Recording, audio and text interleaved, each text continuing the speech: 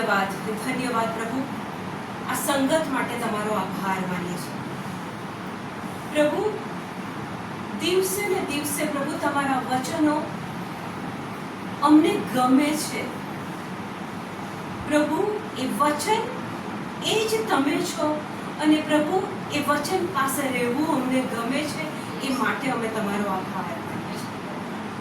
પવિત્ર આત્મા, આજે આ જગ્યા પર તમે અમને મહિમા બતાવજો. અમને સાઇન્સ એન્ડ વન્ડર્સ આ જગ્યા પર બતાવજો. પવિત્ર આત્મા, તમે અમારા બેલી છો, અમારા કમ્ફર્ટર છો, ગાઈડ છો, ડિરેક્ટર છો, સ્ટેન્ડ બાય છો. પવિત્ર આત્મા, આજે આ જગ્યા પર તમે કામ કરો અને અમને એ પ્રભુનો અંગત અનુભવ આ જગ્યા પર કરો. પ્રભુ, વિશેષ આભાર માને છે આ કુટુંબ માટે કે જ્યાં પ્રભુ તમારા વચનોનો સ્વીકાર થયો છે. Thank you Jesus, thank you holy spirit, thank you આબા પિતા. આમેન. ઈસુની જય. ઈસુની જય. Praise the lord. Praise the lord. Hallelujah. Hallelujah. ઘણી વખત આપણે એવું કહે છે ને કે આ વચન તમે બોલ કરો, આ વચન તમે ઘડી બોલો.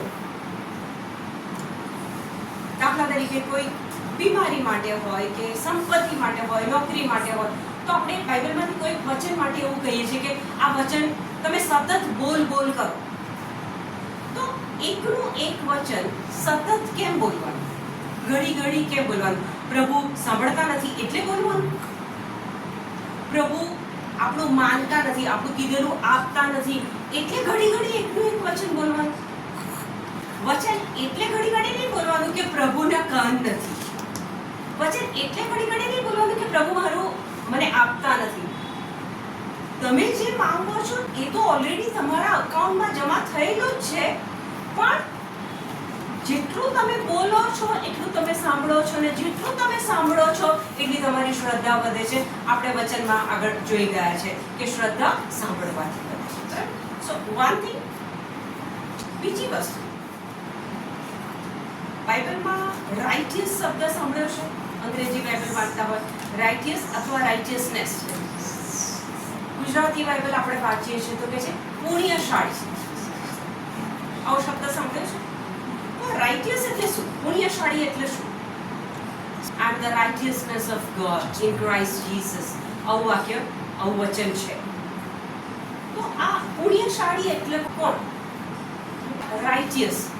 એને આપણે જો એક ડેફિનેશનમાં બાંધવાનો પ્રયત્ન કરીએ તો the right standing with God, the very nature of God.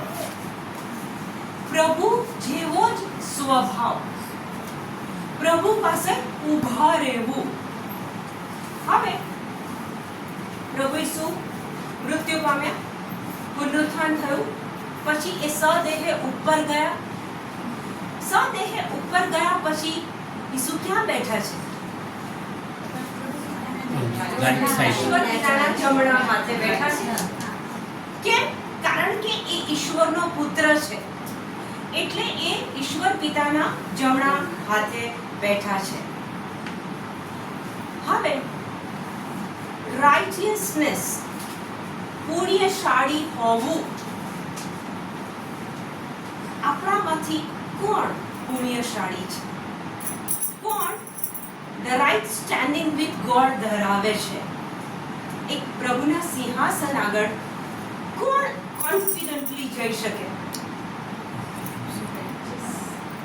રાઇટિયસ હોય તે જઈ શકે.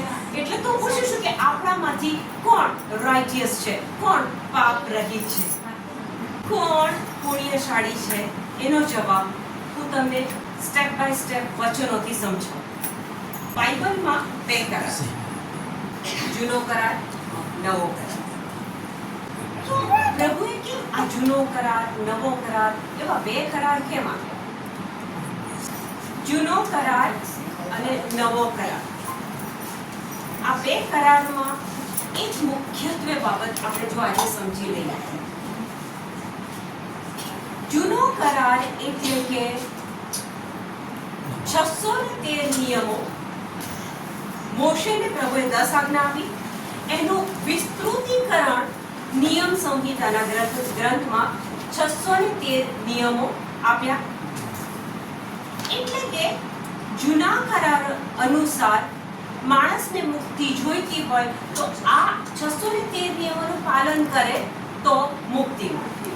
એટલે કે જૂનો કરાર એટલે સ્વકર્મે મુક્તિ અને નવો કરાર એટલે ઈસુના કર્મે એમાં શ્રદ્ધા રાખવાથી મુક્તિ. જૂના કરારમાં બી પાપ લોકો દ્વારા થતા હતા. અત્યારે નવા કરારના આપણે છીએ, આપણાથી પણ પાપો તો થાય જ છે. પણ આપણા પાપો નવા કરારની જો વાત કરીએ તો ઈસુએ ક્રૂસ ઉપરના બલિદાનમાં એ બધું જ આપણા માટે વેઠી લીધું છે. એટલે સ્વકર્મે નવા કરારમાં સ્વકર્મે મુક્તિ નથી, ઈસુના કર્મે મુક્તિ છે. જૂના કરારમાં લોકો પુષ્કળ પ્રયત્ન કરતા હતા, આ નહીં કરવાનું, આ નહીં કરવાનું, આ નહીં કરવાનું. હવે 613 નિયમો પાળવાના, એકની પણ ભૂલ થઈ ગઈ. ખોલો યાકોબ 2:10.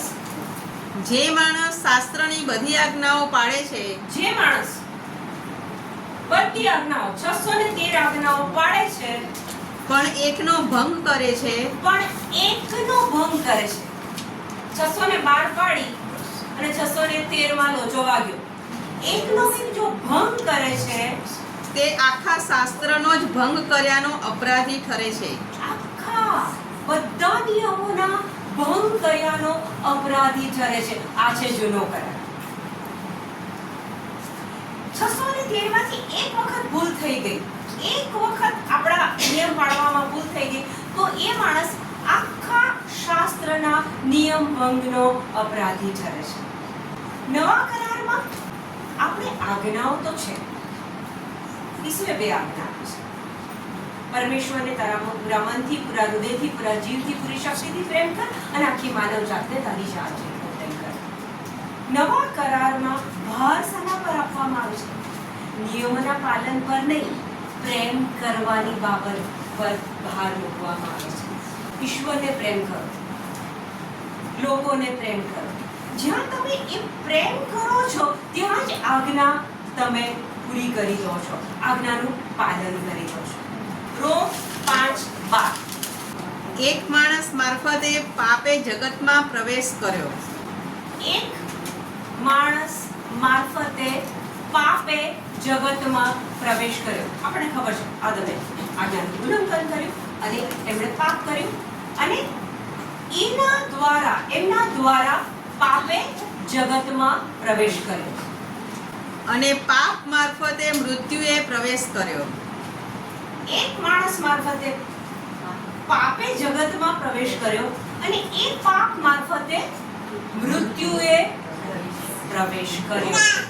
અને એ રીતે મૃત્યુ આખી માનવ જાતમાં ફેલાઈ ગયું. અને એ રીતે મૃત્યુ આખી માનવ જાતમાં ફેલાઈ ગયું. ઓરિજિનલ પ્લાન પ્રમાણે મૃત્યુ નહોતું. એક માણસે પાપ કર્યું એટલે જગતમાં પાપ ફેલાયું, પાપ આવ્યું એટલે પાપમાંથી મૃત્યુ આવ્યું અને એ રીતે આખા માનવ જાતમાં મૃત્યુ ફેલાયું. એટલે એકને પાપ કર્યું એ નક્કી. એમાં 18મું વચન વાંચો, રોમ 5:18. મતલબ કે જેમ એક માણસના અપરાધથી બધા માણસો દોષિત ઠર્યા હતા, મતલબ કે એક માણસના અપરાધી જેમ બધા દોષિત ઠર્યા હતા તેમ એક માણસના પુણ્ય કાર્યથી એક માણસના પુણ્ય કાર્યથી બધા માણસો નિર્દોષ ઠરે છે. બધા માણસો નિર્દોષ ઠરે છે. બધા માણસો નિર્દોષ ઠરે છે. એકે પાપ કર્યું એ આખા જગતમાં ફેલાયું. એકનું પુણ્ય કાર્ય એટલે કે ક્રૂસ ઉપરનું બલિદાન ત્યાં આખી માનવ જાત. જેમ એક માણસના પુણ્ય કાર્યથી બધા માણસો નિર્દોષ ઠરે છે ને જીવન પામે છે. અને જીવન પામે છે, નિર્દોષ ઠરે છે અને અનંત જીવન પામે છે. આપણે પ્રભુને કહીએ છીએ, તુજે ક્યા પસંદ હૈ, ક્યા ચઢાવું, ફૂલ ચઢાવું. પ્રભુ કહે છે તું મને ના ચઢાઈશ, હું મારા પુત્રને ક્રૂસ ઉપર ચઢાવી દઉં છું તારા માટે. આપણા ડે ટુ ડે લાઈફમાં હજી આપણે જૂના કરાર જેવું જીવીએ છીએ. હું શું કરું કે મારો પ્રભુ પ્રસન્ન, હું કઈ બાબત કરું કે આજે મારી જે ઈચ્છિત બાબત છે એ કરું અને સાટામાં પ્રભુ મને આપે. પ્રભુને ખરીદી શકાતો નથી. માત્ર એક માણસના પાપથી આખા જગત પર પાપ અને મૃત્યુએ ભરડો લીધો, એમ એક ઈસુના પુણ્ય કર્મથી, એક ક્રૂસ પરના બલિદાનથી તમે અને હું એક પુણ્યશાળી ઠરી શકીએ છીએ. એ મૃત્યુમાંથી આપણે ઉગરી શકીએ છીએ. અને એમાં 19મું હજી વાંચો. જેમ એક માણસના આજ્ઞાભંગથી બધા પાપી ઠર્યા હતા, જેમ એક માણસના આજ્ઞાભંગથી બધા પાપી ઠર્યા હતા, તે જ રીતે એક માણસના આજ્ઞાપાલનથી બધા પુણ્યશાળી ઠરશે. બધા પુણ્યશાળી. મેં પહેલા જ એક શબ્દ તમારી આગળ ક્લિયર કર્યો કે પુણ્યશાળી, રાઇટિયસ પર્સન. બધા પુણ્યશાળી ઠરશે. રાઇટિયસ નું મેં ડેફિનેશન આપી. The very nature of God, the right standing with God. પ્રભુ જેવો જ સ્વભાવ, પ્રભુના સિંહાસન પાસે ઊભા રહેવાનું, એ છે પુણ્યશાળી. મેં તમને હમણાં પૂછેલું કે કોણ પુણ્યશાળી છે. હું સ્ટેપ બાય સ્ટેપ તમને આગળ લઈ જાઉં છું. જૂના કરારમાં પાપ થતું અને પછી વર્ષમાં એકવાર રાજા શલોમોને જે મંદિર બાંધેલું, ત્યાં પેલું ઘેટું, બકરું, પ્રાણી ત્યાં ચડાવવાનું, એનું લોહી વધારવાનું અને કહે છે કે તમારા પાપ ઢંકાય છે. જૂના કરાર એટલે એક વસ્તુ તો હતી કે પાપ થાય તો એનું નિવારણ કોઈના મૃત્યુ દ્વારા થતું હતું. પછી પંખી હોય કે પ્રાણી હોય, લોહી વેવડાવવું જરૂરી હતું જૂના કરારમાં. પ્રભુએ કીધેલું, પ્રભુએ નિયમ આપેલો. ઈસુના પૃથ્વી પર આવ્યા પછીના સમયમાં આ વચન આપણને મદદ કરે છે. 2 Corinth 5:21. ખ્રિસ્ત પોતે નિષ્પાપ હતા. ખ્રિસ્ત પોતે નિષ્પાપ હતા. એમણે તો કોઈ પાપ કર્યું નહોતું. તેમ છતાં આપણી ખાતર ઈશ્વરે તેમને પાપરૂપ બનાવ્યા. તેમ છતાં ઈશ્વરે મારા ને તમારા માટે, આપણા માટે ઈસુને શું બનાવ્યા? પાપરૂપ. અંગ્રેજીમાં સરસ એ શબ્દ છે, God made him sin. એટલે કે એમને જ પાપ બનાવી દીધા. પાપરૂપ શબ્દ સમજવા કરતા એ શબ્દ સારો લાગે છે. God made him sin. પાપ જ બનાવી દીધા એમને. હા, આગળ. જેથી તેમના દ્વારા આપણે ઈશ્વરની પવિત્રતા પામી શકીએ. જેથી એમના દ્વારા આપણે ઈશ્વરની પવિત્રતા પામી શકીએ. ઈશ્વરે એમને પાપરૂપ બનાવ્યા. આ પાપરૂપ બનાવ્યા એટલે શું? તમે એને કઈ રીતે સમજો છો? પાપરૂપ બનાવી દીધા એટલે કે મારા ને તમારા ભૂતકાળના પાપો, વર્તમાનના પાપો અને હજી ભવિષ્યમાં કરવાના છીએ પાપો, એ બધા જ પાપો ઈસુ જ્યારે ક્રૂસ ઉપર હતા ત્યારે ઈશ્વર પિતાએ એ બધા જ પાપો ઈસુના શરીરમાં મૂકી દીધેલા. અને એટલે વચન કહે છે કે he made him sin. એમને પાપરૂપ બનાવી દીધા. એટલે ગઈકાલે આપણે એક વચન જોયું હતું કે જો ઈસુમાં શ્રદ્ધા છે તો ઉદ્ધાર પાકો છે. જો આપણને એ બાબતમાં શ્રદ્ધા હોય કે મારા પાપો ઈસુના શરીરમાં જતા રહ્યા છે બલિદાનના સમયે, તો ડે ટુ ડે લાઈફમાં આપણું ફોકસ આપણી ભૂલો, ગિલ્ટી ફીલ કરવાનું, અપરાધ ભાવ ફીલ કરવાનો, એ બધાથી હટાઈને એ ઈશ્વર પિતાએ મને કેટલો પ્રેમ કર્યો, એ ઈસુએ મને કેટલો પ્રેમ કર્યો કે મારા બધા જ પાપો ઈશ્વર પિતાએ ઈસુના શરીરમાં મૂકી દીધા. જો આ વસ્તુ તમે સ્મરણમાં રાખો તો ગિલ્ટ ભાવ જતો રહેશે. નવો કરાર જ આ છે કે પાપો, ભૂલો કિંમત ચૂકવી દીધી છે ઈસુએ. પુનરુત્થાન થયા પછી ઈસુ ઈશ્વર પિતાના જમણા આસને બિરાજમાન છે.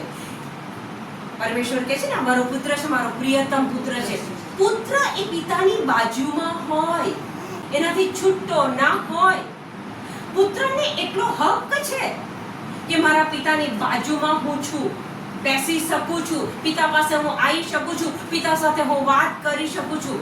મારામાં તમારામાં આ હિંમત છે આજે કે હું ઈશ્વર પિતાના સિંહાસન આગળ જઈ શકું. ખોલો યોહાન 1:12. પણ જેમણે જેમણે તેનો સ્વીકાર કર્યો, ઓકે, એક મિનિટ વાંચો. જૂનો કરાર સ્વકર્મે મુક્તિ, નવો કરાર ઈસુના કર્મે એમનામાં શ્રદ્ધા રાખીને આપણી મુક્તિ. એટલે તમે મેજરલી જો સમજવા જાઓ તો પ્રભુની નજરમાં આપણા દુનિયાવી કર્મો તો કરતા પ્રભુની નજરમાં ઊંચા સ્થાને શું આવે છે કે શ્રદ્ધા. ઈસુમાં શ્રદ્ધા. બરાબર? ત્યાં કર્મ કરતા પ્રભુ તમારી શ્રદ્ધાને વધારે માંગે છે. આખો નવો કરાર વાંચો, ઈસુ એક જ બાબત કહે છે, શ્રદ્ધા, શ્રદ્ધા, શ્રદ્ધા. ઓકે, હવે વાંચો. પણ જેમણે જેમણે તેનો સ્વીકાર કર્યો, જેમણે જેમણે તેનો સ્વીકાર કર્યો, એટલે કે જેણે જેણે ઈસુનો સ્વીકાર કર્યો, જેમણે જેમણે તેના ઉપર શ્રદ્ધા રાખી, જેમણે જેમણે ઈસુ ઉપર શ્રદ્ધા રાખી, તેમને સૌને તેણે ઈશ્વરના સંતાન થવાનો અધિકાર બક્ષ્યો. તેમને સૌને ઈશ્વરે શું અધિકાર બક્ષ્યો? એના સંતાન થવાનો. જેમ ઈસુ ઈશ્વર પિતાની બાજુમાં પુત્ર હોવાના કારણે બેસે છે, એમ અહીંયા આપણને આ વચન બતાવે છે કે જેણે જેણે ઈસુને સ્વીકાર્યા, ઈસુમાં શ્રદ્ધા રાખી, એને ઈશ્વર પિતાએ એમના સંતાન બનવાનો અધિકાર આપી દીધો છે. પુત્ર પદ મળી ગયું છે.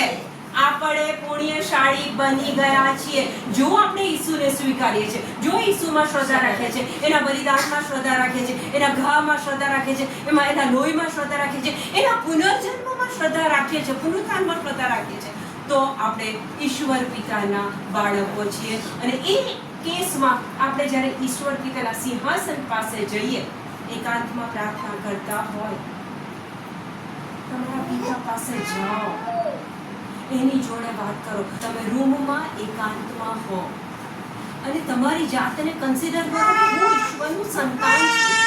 મારા માટે ઈસુએ બલિદાન આપ્યું છે. ઈસુનો નિસ્વાર્થતા મારા પાપો એના શરીરમાં મૂકવામાં આવ્યા છે અને એ ઈસુનો હું સ્વીકાર કરું છું, એ ઈસુમાં હું શ્રદ્ધા રાખું છું અને એના કારણે મને પુત્રપદ મળી ગયું છે, એનું સંતાન બનવાનો મને અધિકાર મળી ગયો છે.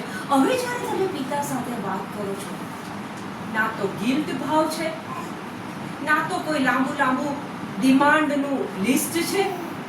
માત્ર પિતા સાથે બેસો અને પિતા આખા દિવસમાં તમારી રાહ જોવે છે કે રસોડામાંથી ક્યારે નવરી થાય, નોકરીમાંથી ક્યારે નવરી થાય, ડિઝાઇનિંગમાંથી ક્યારે નવરી થાય, રેડિયો સાંભળવામાંથી, ટીવી જોવામાંથી ક્યારે મારી દીકરી નવરી પડે કે મારો દીકરો નવરો પડે અને મારી જોડે વાત કરે.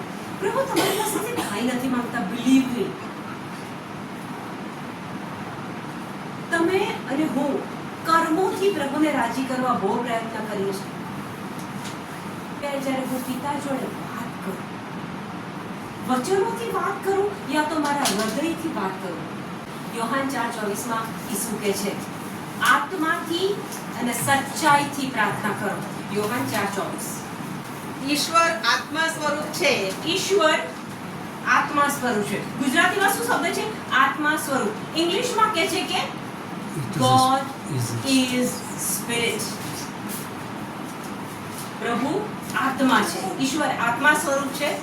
એટલે જેઓ એની ઉપાસના કરે, જેઓ તેની ઉપાસના, પ્રાર્થના, આરાધના કરે, તેમણે એના આત્માના પ્રેર્યા સચ્ચાઈથી ઉપાસના કરવી જોઈએ. આત્માના પ્રેર્યા સચ્ચાઈથી ઉપાસના એટલે કે પ્રાર્થના, આરાધના કરવી. હવે પેલું વચન વાંચો. 1 Corinthians 6:17. પણ જે પ્રભુ સાથે સંયોગ સાધે છે, પણ જે પ્રભુ સાથે સંયોગ સાધે છે, તે પ્રભુ સાથે એકાત્મ બની જાય તે છે. પ્રભુ સાથે એક આત્મા બની જાય છે.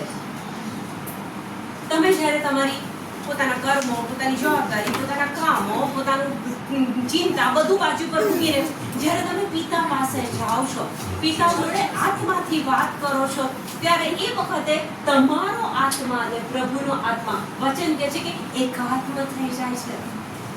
અને એ સમય અનુભવવાનો પ્રયત્ન કરજો. એકાંતમાં જજો. આજુબાજુ કેટલા બી અવાજો હશે ને, એ કશો અવાજ તમને નહીં સંભળાય. You will become one with God. પ્રભુ સાથે સંયોગ સાધો છો ત્યારે તમે પ્રભુ સાથે એકાત્મ થઈ જાઓ છો. ઓકે, ફરીથી યાદ કરાવું છું. Who is righteous? તો કહે છે કે તમે જેણે ઈસુને સ્વીકાર્યા છે, ઈસુમાં શ્રદ્ધા રાખી છે, એને પિતાએ, ઈશ્વરે પુત્ર એટલે કે સંતાન થવાનો અધિકાર આપી દીધો છે. જૂનો કરાર એ તો નવા કરારનો પડછાયો છે. તમારે તમારા કર્મો નથી રાખવાનું, તમારા પાપોની ચિંતા નથી કરવાની, કારણ કે એના લોહીમાં એ ધોવાઈ ગયા છે. જો આ વસ્તુ આપણને સમજમાં આવે કે મારા પાપો તો ઈસુના શરીરમાં જતા રહ્યા છે. ગલાત્યા 3:13 કહે છે કે તમારા શ્રાપો ઈસુએ લાકડાના ક્રૂસ પર મરી જઈને લઈ લીધા છે. 2 કોરિન્થ 8:9 કહે છે કે ક્રૂસ ઉપર એ ગરીબ બની ગયો અને આપણને ધનવાન બનાવી દીધા છે. જો આ બધી બાબતો પર નવો કરાર, જો આપણે આમાં ધ્યાન આપતા થઈ ગયા તો પેલી ચિંતાઓ તમારા પર હાવી નહીં થાય. એ નિરાશા તમને હેરાન નહીં કરે, તમારું ભવિષ્ય તમને નહીં ડરાવે, તમારી પ્રેઝન્ટ સિચ્યુએશન તમને હેરાન નહીં કરે. કેમ? કારણ કે મારે જે જોઈએ છે એ ઈસુએ ક્રૂસ ઉપર કરી નાખ્યું છે. પણ શ્રદ્ધા છે. હવે એક એન્ડ તરફ જઈ રહીશું. ફૂલ ફોકસ આપજો. બોલો. રોમ 8:1. એટલે હવે ખ્રિસ્ત ઈસુ સાથે સાયુજ્ય સાધેલાઓને માટે એટલે હવે ખ્રિસ્ત ઈસુ સાથે સાયુજ્ય સાધેલાઓ માટે સજાપાત્ર ઠરવાપણું રહ્યું નથી. સજાપાત્ર ઠરવાપણું રહ્યું નથી. એટલે કે જેણે ઈસુ સાથે સાયુજ્ય સાધ્યું છે એને સજાપાત્ર ઠરવાનું રહ્યું નથી. ઈસુએ ક્રૂસ ઉપર બલિદાન આપી દીધું. આપણા બધા પાપો, દોષો એમણે લઈ લીધા, આપણને પાપ મુક્ત કરી દીધા. હવે અહીંયા વચન કહે છે ઈસુ સાથે સાયુજ્ય સાધેલાઓ માટે સજાપાત્ર ઠરવાપણું રહ્યું નથી. એટલે એક વસ્તુ ખબર પડે કે જેણે ઈસુ સાથે સાયુજ્ય સાધ્યું છે એને સજા નથી. આટલું તો ક્લિયર થાય છે. હવે સાયુજ્ય શબ્દ ખોલો. રોમ 6:3. ખબર નથી. તમને ખબર નથી? બાઇબલ સવાલ પૂછે છે તમને. તમને ખબર નથી કે આપણે સૌએ સ્નાન સંસ્કાર દ્વારા તમને ખબર નથી કે આપણે સૌએ સ્નાન સંસ્કાર દ્વારા ખ્રિસ્ત ઈસુ સાથે સાયુજ્ય સાધ્યું હતું. ફરીથી સાયુજ્ય શબ્દ આવ્યો. એટલે સ્નાન સંસ્કાર જેણે લીધો છે એણે ઈસુ સાથે સાયુજ્ય સાધ્યું છે. આ વચનથી એટલું ખબર પડે છે. અને સાયુજ્ય સાધવું એટલે શું ખબર છે? એટલે સિમ્પલ ભાષામાં જો હું સમજાવું તો એક ખાટી કેરી હોય એનો આંબો અને બીજી એક કેસર મીઠી કેરી એનો આંબો. તો પેલો ખેડૂત શું કરે? એની કલમ કરે, એને જોઈન્ટ કરે, ગ્રાફ્ટિંગ કરે અને પછી ત્યાં એ જ્યારે મોટું ઝાડ થાય ત્યારે એના પર મીઠી કેસર કેરી. સ્નાન સંસ્કારના દિવસે આપણું અને પ્રભુનું સાયુજ્ય સધાયું છે. આપણી ઈસુ જોડે કલમ થઈ છે. જે મૂળ સ્વભાવ, જૂનો સ્વભાવ, પાપી સ્વભાવ, પ્રભુ સામે રિબેલ કરવાનો સ્વભાવ, એ જ્યારે હવે આપણું સ્નાન સંસ્કાર થાય છે, ઈસુ સાથે સાયુજ્ય સધાય છે, ત્યારે આપણામાં એ ઈસુના સ્વભાવ, પ્રેમ, લોકોને માફી આપવી, આજ્ઞાંકિતતા, આ બધા ગુણો આપણા અંદર આવે છે. એટલે રોમન 8:1 ઉપર આપણે પાછા જઈએ. એટલે હવે ખ્રિસ્ત ઈસુ સાથે સાયુજ્ય સાધેલાઓને માટે સજાપાત્ર ઠરવાપણું રહ્યું નથી. હવે સમજી ગયા કે ઈસુમાં વિશ્વાસ રાખ્યો છે, ઈસુને સ્વીકાર કર્યો છે, ઈસુ સાથે સાયુજ્ય સાધ્યું છે. હવે આપણે ભૂલો થાય છે, આજના દિવસે થાય છે, પણ એ ઈસુમાં જો શ્રદ્ધા છે તો આપણે સજાપાત્ર ઠરવા જેવું રહ્યું નથી. અને આને એક સ્ટેપ આગળ સમજવા માટે એ બીજું વચન વાંચો ને, રોમન 8:2. કારણ જીવનદાયી પવિત્ર આત્માના નિયમે ઓકે, બસ. જીવનદાયી પવિત્ર આત્માના નિયમ. આદામે પાપ કર્યું ત્યારે પાપે અને મૃત્યુએ પ્રવેશ કર્યો માનવ જાતમાં. હવે વચન શું કહે છે કે જીવનદાયી પવિત્ર આત્માના નિયમે મને ખ્રિસ્ત ઈસુ દ્વારા પાપ અને મૃત્યુ નિપજાવનાર નિયમથી મુક્ત કર્યો છે. જૂનો કરાર પાપ કર્યું, એના કારણે મૃત્યુ આવ્યું. ઓરિજિનલ પ્લાન પ્રભુનો મૃત્યુ નહોતો, પણ કારણ કે પાપ થયું અને એ પાપના પછી જેટલા જન્મ્યા, આદમ પછી જેટલા જન્મ્યા, એ બધાની અંદર એ પાપ આવ્યું અને એ પાપના કારણે બધાને મૃત્યુ પણ આવ્યું. હવે અહીંયા ઈસુના બલિદાન પછીની આ વાત જો આપણે સાંભળીએ તો જીવનદાયી પવિત્ર આત્મા કોણ છે?